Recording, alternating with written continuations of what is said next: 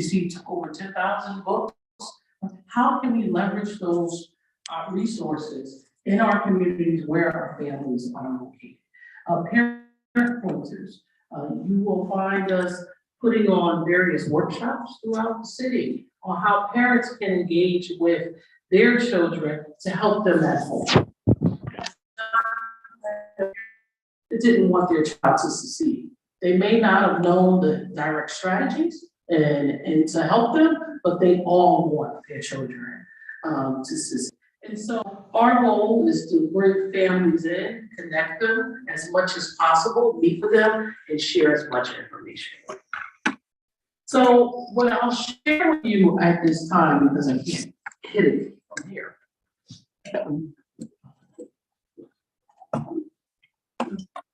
So what I'll share, and Lynn, you want to talk through. So accompany our PowerPoint.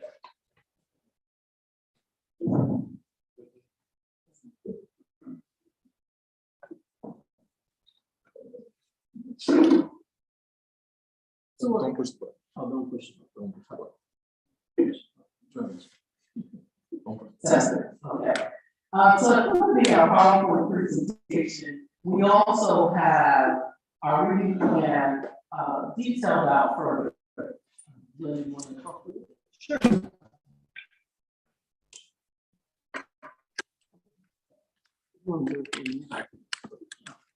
Oh, we got just know that Alder Absalom Smith introduce himself. Kevin Absalom Smith, Alder, Ward 20. Okay.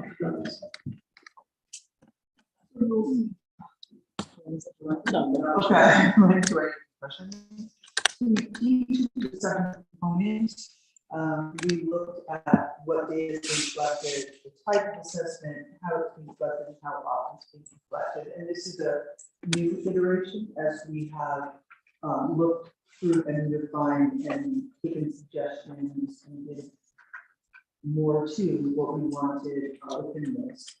So you see them all, and then the sec that took K2 we went through pretty quickly, but some of those are state mandated, some of those are diagnostic, some of those are used for when you align interventions, and some are benchmark beginning, middle, end of the year. In the 3 we have people that will be awesome. Okay, so we have progress monitoring tools within programs, right? So it's not all, but some. So when you use reading inventory or read 180 if you're in an actual intervention, there are software components, there are tools that we keep progress monitor. There are reports that you get. So I want to be clear about stating how we're running a tool. Interim blocks are good practice pieces for students to get ready for SEA. And you use them if you do it well, right? You item analysis that work. You take your class takes the IMD, you look at the item analysis. You don't just look at a number. You don't look at saying you're approaching. You look at what are the items students know well, what are the ones that they don't, and then you're aligning on practice in groups to support students. In 912, we also use the RI and universal software pieces. We use a level set if you're in Achieve 3000. And we have brought in last year the common writing and reading and writing assessment. And it's around 2 planes. It's around organization and evidence. The staff this year, they're just launching their first assessment for the year of common reading and writing. And we've had our first norming session from last year's end of the year assessment. And we took student work, we worked at it as the VLA department of high school teachers, and we started to norm so that when you have some subjectivity and things, we're getting as close as we can. This is the data analysis piece, right? It talks about who, when, and how often, and what solution processes are in place to make those decisions. You see the paper you have in front of you, what steps the district are taking to see that happening in the building and classroom level, and most importantly, as the Santa will tell me, the who at the district level is responsible. It is all of us. It is not one person. This is, yes, the reading the literacy plan, but we would not, I hope all of us would not rely on one person in one entity to deliver this work, right? So we're talking about assistant superintendents who come in buildings, who are part of progress monitoring teams, who are part of the work with instructional leads. We're talking about coaches that live every day in schools and do the work. And practice, we're classroom walkthroughs, right? I don't know how many board members have ever been in a school to be able to walk around a classroom walk that is focused on instruction, but it was a great experience.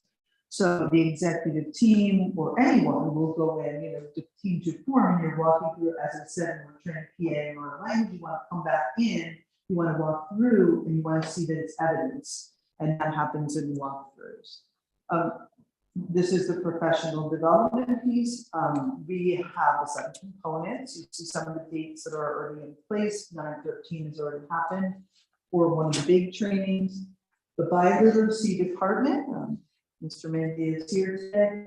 He and I work together on the 9/13 one, and so all of the teachers, whether you were in a bioliteracy school or not in a bioliteracy school, and paraprofessionals were all part of the first early literacy training. And you'll see some of the cohort work we did in structured literacy with Connecticut Reading Project last year. We have people going out this year. I've talked to my coaches. The SED department has some funding. They have a training for Wilson 1, which I have staff members in my own department that are Wilson 1 trained. And then we're branching that out. So here are some of the dates this year that those that have signed up and have not been a part of the structured literacy or Wilson 1 training have the option to go in. And the last piece, because it's going quickly through, right? Here are other pieces, supports we have, literacy coaches. We want to lean into the fact that we have literacy coaches, we have math coaches. They provide professional development for teachers, embedded in classrooms, stand by me and teach, right? I was a coach, I know what it is to do that work, and I do it still. Spend a lot of time last year at Bassett as my place. It was at one of my schools. And so I would go in and I would actually teach the kindergarten lesson with the teacher, and then we would debrief. So that practice, like what do you need to know? For them, they wanted to know how to move low and emergent readers. And I went in, I planned with them. I spoke through like how I picked what I did and how maybe something they picked might not have worked at the time and why. And then I taught, and then we went back and we had a debrief, and then they taught. So that is one of the best pieces of coaching that could ever happen, is embedded coaching. But they also participate in building leadership teams. They chair survey teams. They participate in SPMT teams. They are almost always the one that facilitates grade level.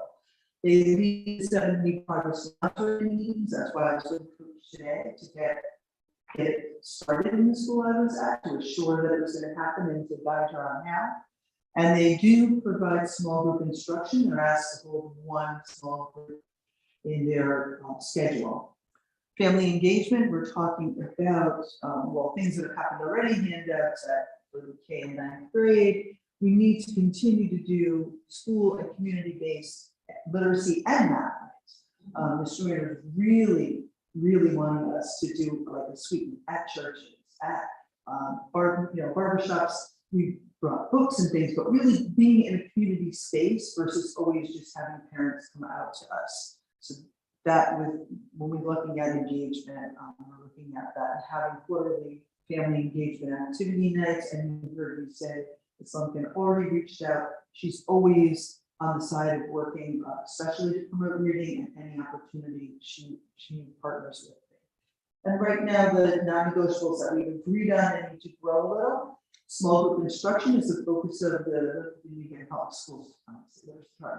The IBA Public Schools this year.